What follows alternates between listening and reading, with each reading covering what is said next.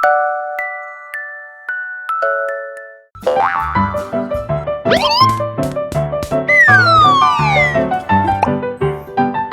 家好，同你講真，請大家一齊嚟聽下。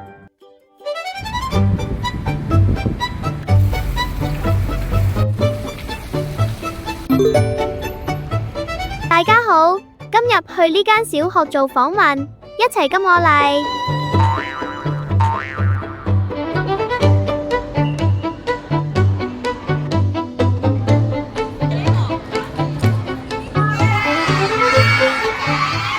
我係聖公會基榮小學嘅現任嘅校長啦，我叫楊瑞湘啦。咁我同時間都係奮進跑步會嘅創辦人啦，兼總教練嘅。我相信咧，運動可以改變好多唔同人嘅生命啦，包括我學校嘅小朋友啦。我覺得喺跑步入邊咧，係可以帶好多價值觀俾我嘅小朋友。我希望佢哋除咗讀書叻之外咧，做人都要叻。同你講真。Fact check。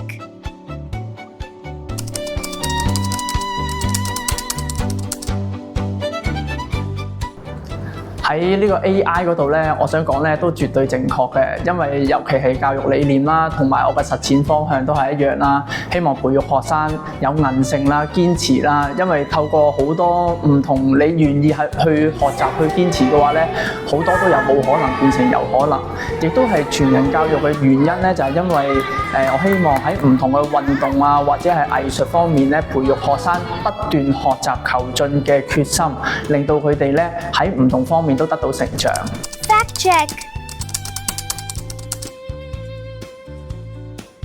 最年輕嘅校長啊，我諗朱子穎嘅33歲已經好年輕，不過我認識我個中學校長咧，應該仲年輕啊。咁佢喺我讀緊中學嘅時候咧，佢應該係以20幾歲啦，接近30歲嘅年齡咧，就做校長嘅。咁嗰陣時都已經係好嘩然㗎啦。我有一樣嘢係我諗同其他校長有少少唔同嘅，因為我能夠咧喺一年咧365日裏邊咧跑步跑足365日，去保持我有個健康嘅體魄啦，同埋我有一個都唔係幾容易老嘅樣，咁所以咧家長們咪覺得我容易即係年輕啲啦，同埋有活力啲咯。事實上家長嚟到見到我都係比較年輕啦，話啊你係咪仲係30頭，或者係哇你着翻件校服都分分鐘係一個學生嚟嘅喎。